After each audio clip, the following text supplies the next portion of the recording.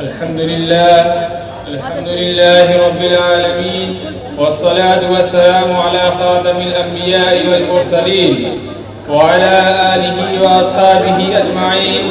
أما بعد، فأعوذ بالله من الشيطان الرجيم. بسم الله الرحمن الرحيم. ما كان محمد أبا أحد من رجالكم ولكن رسول الله وخاتم النبيين وكان الله بكل شيء عليما.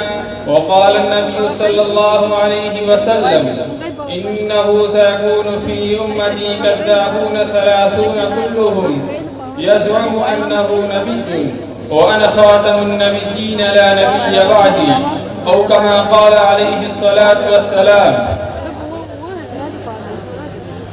صدر محترم، حضرات علماء کرام، مہمانان اعزاز، عزیز دوستوں اور ساتھیوں، السلام علیکم ورحمۃ اللہ وبرکاتہ. آج کے اس روحانی اجلاس میں میں آپ حضرات کے روبرو دور حاضر کو بھرنے والے ایک فتنہ شکیلیت پر روشنی ڈالنے کی کوشش کر رہا ہوں. یوں تو اسلام پر ہر آنے والا دن پہلے کے مقابل میں مشکل سے مشکل رہا ہے، اور ہر آنے والی رات پچھلی رات کے مقابلے میں تاریک تری نظر آتی ہے. لیکن ان فتنوں نے جب اپنے پیر پھیلائے تو ان کے پیروں کو کچلنے کے لیے ہر زمانے کے علماء نے اپنی ساری قوت اور توانائی کو صرف کر کے ان کا خاتمہ کیا. عزیزان گرامی، میں آپ حضرات کے سامنے فتنہ شکیلیت کا مختصر تعارف پیش کرنا چاہتا ہوں. اس فتنے کے بانی کا نام شکیل بن حنیف ہے. یہ صوبہ بہار کے دربھنگہ ضلع کے عثمان پور کا رہنے والا ہے. اس کا دعویٰ یہ ہے کہ اپنے آپ کو مہدی کہتا ہے، اور دوسرا سب سے بڑا دعویٰ یہ کرتا ہے کہ اپنے آپ کو عیسیٰ علیہ السلام ہی کہتا ہے. شکیل بن حنیف نے سب سے پہلے اپنے کام کی ابتدا دربھنگہ کے کالج اور اسکولوں میں پڑھنے والے ان بچوں پر کی جو علماء اور دین سے دور رہنے والے تھے. اس کے بعد یہ بہار سے دہلی آیا، اور دہلی میں محلہ نبی کریم کو اس نے اپنا مرکز بنا لیا، کیونکہ بہار سے روزی روٹی کے سلسلے میں آئے ہوئے لوگوں کی تعداد بہت زیادہ تھی. یہ ان پر محنت کرتا رہا.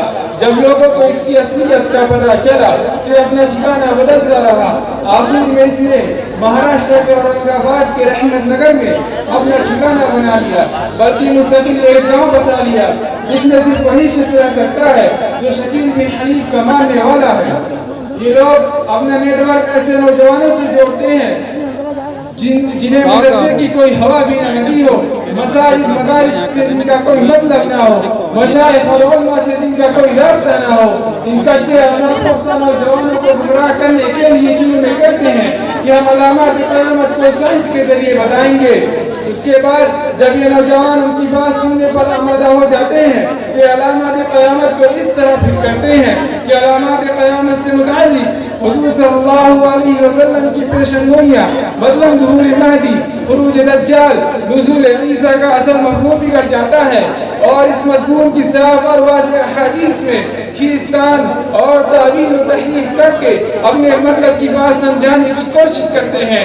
مثلا دجال سے متعلق کرتے ہیں دجال سے مراد امریکہ اور فرانس ہے، اس لیے کہ دجال کی ایک نشانی یہ ہے کہ اس کی پیشانی پر بیچ میں کافی لکھا ہوگا، اور اس سے مراد امریکہ اور فرانس ہے. اس لیے کہ جب ان دونوں ملکوں کا نام ایک ساتھ لکھا جائے گا تو کافی لفظ بیچ میں آئے گا، اور یہی دجال ہے. اور دجال کی ایک آنکھ سے کانا ہونے کا مطلب سیٹلائٹ ہے. دجال کی سواری کا مطلب جنگی جہاز ہے. عزیزان گرامی، شکیلی لوگوں کو یہ بتاتے ہیں کہ علامات قیامت پوری ہو چکی ہے، اب حضرت مہدی اور عیسیٰ کو بھی آ جانا چاہیے. پھر کہتے ہیں کہ حضرت مہدی اور عیسیٰ آ چکے ہیں اور وہ شکیل بن حنیف ہے.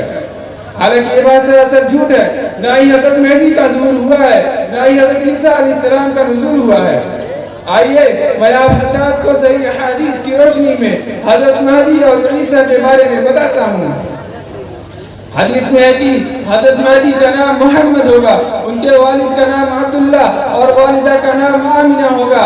مدینہ میں ان کی پیدائش ہوگی، خاندان رسول کے حضرت فاطمہ رضی اللہ تعالی عنہ کی اولاد سے ہضمی ہوں گے، معتدل قد و قامت، وجیہ اور نورانی چہرے والے ہوں گے، خلافت کے قائم کرنے کے بعد زیادہ سے زیادہ 9 سال تک رہیں گے، ان کے دور میں عدل و انصاف قائم ہوگا، ظلم کا خاتمہ ہو جائے گا، اور حضرت مہدی ہی کی موجودگی میں دمشق کی جامع مسجد کی مشرقی مینار پر حضرت عیسیٰ علیہ السلام کا نزول ہوگا، پھر عیسیٰ علیہ السلام دجال کو قتل کریں گے۔ یہ تمام باتیں صحیح احادیث کے اندر موجود ہیں، لیکن جب ہم اس کذاب کو ان باتوں سے موازنہ کرتے ہیں تو اس کے سارے کے سارے دعوے جھوٹے ثابت ہوتے ہیں۔ یہ کذاب نہ ہی عرب نسل کا ہے، نہ ہی اس کے والد کا نام عبداللہ ہے، نہ ہی والدہ کا نام آمینہ ہے، نہ ہی یہ حسین خاندان سے تعلق رکھتا ہے، نہ اس کے دور میں عدل و انصاف ہے، بلکہ اس کے دور میں تو ہر طرف ظلم اور بربریت ہے۔ میرے غیور نوجوانوں، موجودہ دور میں ہمیں اپنے ایمان کی حفاظت کرنا اور لوگوں کی بھی ایمان کی فکر کرنا کہ کیسے لوگ صحیح عقیدے پر باقی رہیں اور باطل فتنوں کا شکار نہ ہو انتہائی ضروری ہے۔ دعا ہے کہ اللہ تعالیٰ ہمیں تمام فتنوں سے محفوظ رکھے اور ایمانی پر ہمارا خاتمہ ہو۔ وآخر دعوانا الحمدللہ رب العالمین۔